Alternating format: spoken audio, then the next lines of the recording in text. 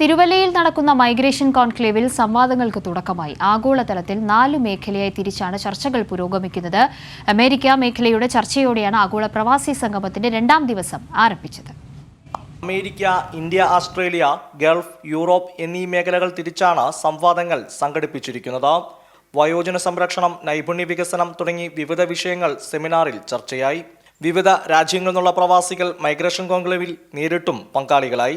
ആഗോള മലയാളി പ്രവാസി സംഗമത്തെ വലിയ പ്രതീക്ഷയോടെയാണ് നോക്കിക്കാണുന്നെന്ന് യുകെയിൽ നിന്നെത്തിയ കുര്യൻ ജേക്കബ്. കൂടിവരവ് എനിക്ക് തോന്നുന്നു വലിയൊരു ചരിത്രപരമായ ഒരു മാറ്റം കേരളത്തിലെ സമ്പദ് വ്യവസ്ഥയിലും കേരളത്തിൻ്റെ പ്രവർത്തന മേഖലകളിലും ഉണ്ടാകുമെന്നാണ് ഞങ്ങൾ പ്രതീക്ഷിക്കുന്നത്.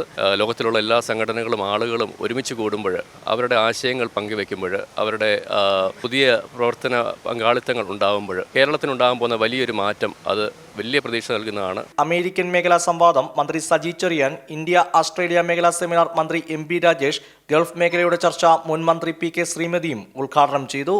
കൈരളി ന്യൂസ്, പത്തനംതിട്ട.